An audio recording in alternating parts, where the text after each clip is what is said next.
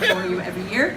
And I'm here today with Joanna Penn, who many of you know very well, best-selling author and also incredible resource for all of us who want to reach more readers and sell more books. She is the acknowledged indie author expert on all of that. To her left we have Adam Croft, who has been one of the hit sensations of the last year or two. It wouldn't be an exaggeration to say.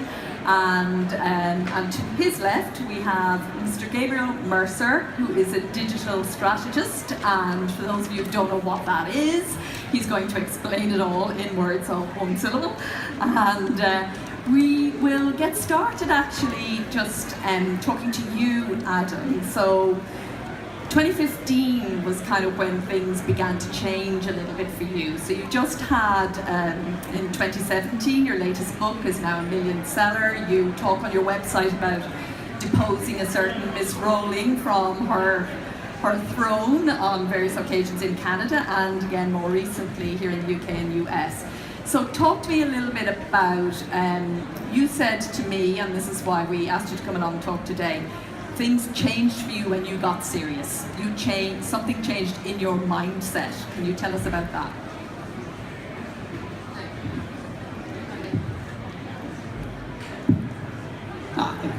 I started writing and publishing about 6-7 years ago, and I had some early success, but in those days it was I wouldn't say very easy, it was a lot easier to just kind of get lucky with things, and I really didn't know how it worked.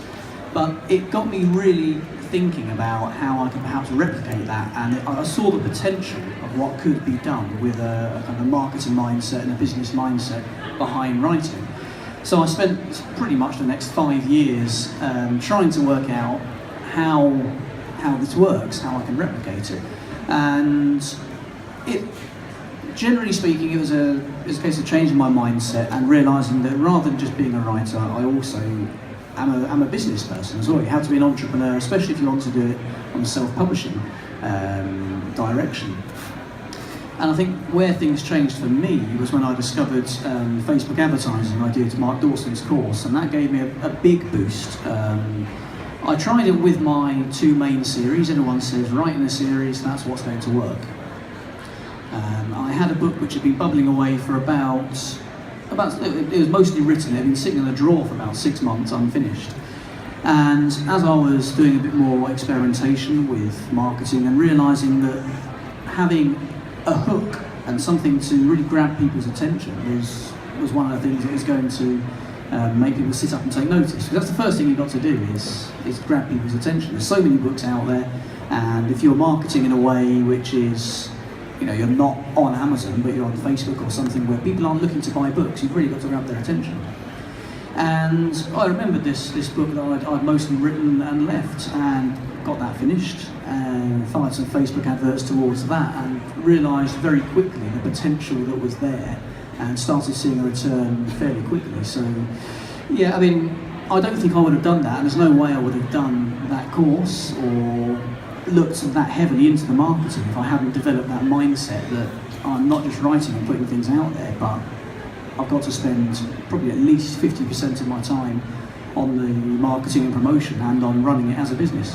You've just answered one of the questions I was going to ask you, which was how much time do you spend? So roughly half of your working life is spent on reaching readers as opposed to writing books. Yeah, I mean, I personally do less of that now because my wife now works with me full time, and she takes care of a lot of the business and the marketing side of things. Another indie spouse. Hey. Yes. Yeah, we've got a 4-week-old now as well, so we're bringing up the next generation. I'll have him in, hoovering the office before too long. So. Very good. Okay, and just finally, was there something that triggered that mindset change? I'm not sure. I think it was something that was there, but I hadn't pieced them together. I've run businesses beforehand, I kind of had that entrepreneurial mindset, and I've been involved in internet marketing before as well, but I'd never actually pieced it together that those kind of previous skills could be used together with what I was doing now. And I think once I'd realised that bringing them together was what was needed, that's where my mindset changed. or do you think that mindset change is essential for all authors? Well, if you're looking to publish yourself, definitely, yeah. Absolutely. And I think to a large extent, even if you're looking to get published traditionally as well, because publishers are doing less and less of the promotional side of things, it can be very difficult sometimes to get your voice heard in that way. And a lot of publishers will still encourage, at the very least, that you do your own kind of social media and build your own platform. So I think you certainly got to have that mindset. I mean, I think people that are here certainly are not here because they just want to write, but they want to write for a living, they want to make a career out of it. And to do that, you've got to earn money from it. So that's lesson number 1, folks. If you are interested in reaching more readers and selling more books, you need to develop a business mindset and business skills. So next up we have Joanna, and normally, you know, here in Author HQ, that we talk a lot on panels, but Joanna has very kindly put together a very fast-paced, it is Joanna after all, presentation of, you know, what she has done and what she has seen work for herself and for the many authors whom she has helped to success. Fantastic, because Adam, you know, sold like 1 million books last year, and we can't all do that. So this presentation will be kind of rapid fire things you can do to reach more readers and make more money from your books. So I hope you're excited. So the slides are going to be there, you obviously can't all see it, but I've also put a download at thecreativepenn.com/LBF17 so you can get the slides. Okay. First lesson, whenever you're talking to a group of people, make sure you give them your website. Okay, so let's go. The first thing to remember is that it is not one book. The problem with authors is they so often think, oh, I finished a book. It's a book. It's not one product. It's actually multiple products. And as indies, we can do this ourselves. So first of all, ebook, print book, audiobook. We can do all these as indies now, and many of us do all of these very successfully. So many people think, oh, you publish online, you just do an ebook. But no, you definitely want to be doing print and audio as well if your business gets to that point. But at least do ebook and print. So at first, it's not just one ebook format either, it's more. We're going to come to that in a minute. But if you have non-fiction, so who writes non-fiction? Here's a little tip for you guys. One print book doesn't need to be one print book. So both Orna and I have workbooks. You can turn a non-fiction print book into a workbook that you can then have at your events. You can sell it on Amazon as another product. So, and it cost me about £40 to turn my print book into a workbook, and it adds another income stream. And multiple streams of income is what it's all about at this level. You can also expand your book into a course, and many of us now sell courses, or a full day event like Orna and I are doing in May, and there's some leaflets around about that. So you can turn your knowledge into these multiple streams of income. Then coming back to ebooks, you don't just need to sell on the wonderful Amazon. Obviously Amazon changed all of our lives with the Kindle, but this is my graph, those of you who can't see it. 51% of my book sales income is from Amazon KDP. That's a lot smaller chunk than a lot of big publishers actually. But I make 14% from iBooks, 13% from Kobo, 10% from CreateSpace, and then a whole load of other smaller ones. So if you have enough books to make it worthwhile, you can go wide, and that means your ebook is also multiple streams of income, which can be very exciting. You can also sell in multiple countries because, believe it or not, the UK is not the centre of the book sales universe. There are 300 million readers waiting for your book in America, which is pretty exciting. And of course, with the pound dropping at the moment, making money in US dollars is a good idea. So this is my graph again, if you can't see that. 46% of my book sales income comes from America. 20% from Canada, 22% UK, 7% Australia, and then a whole load of other countries. In fact, this is my Kobo Writing Life map. I've sold books in English in 83 countries. There are many traditionally published authors who have not sold books in 83 countries.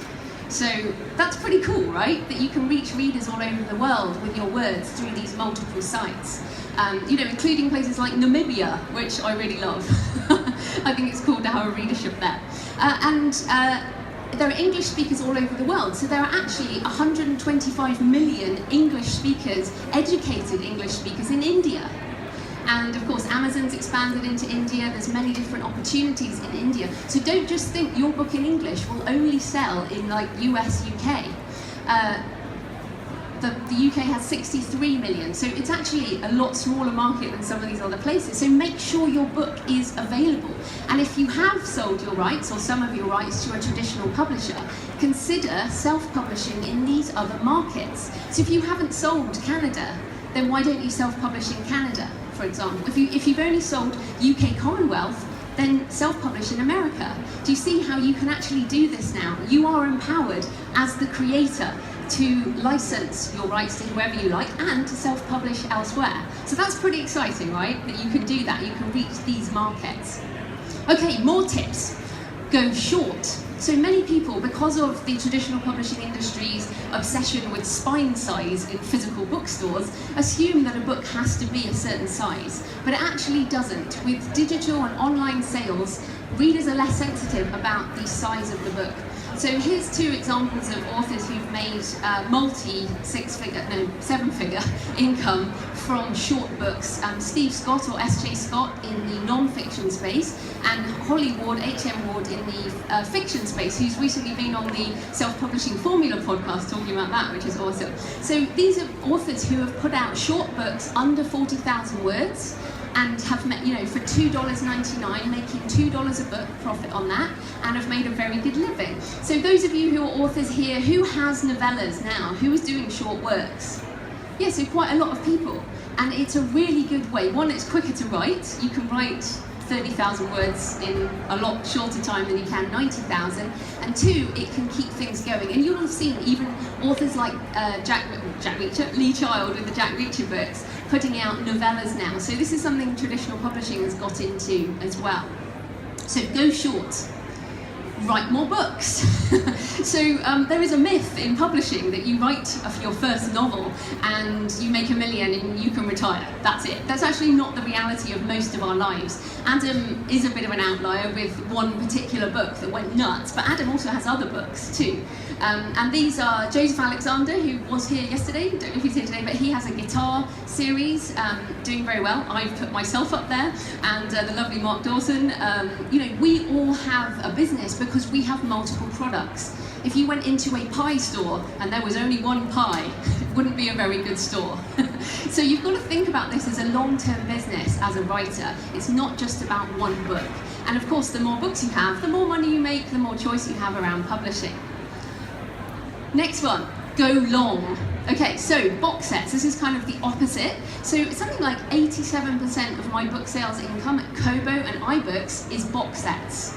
So box sets, digital box sets, are essentially bundles of books that you sell at a discount, and the readers love it. So instead of, and I've put up there several of my boxes of 3, but also a box of 8 that they recently did a promo at iBooks on. So for 8, you get 8 thrillers. And I think the full price was around £25, that reduced to $9.99. Great deal, right? So you sell all of these books, and you might think, oh, well, I'm taking a cut on that.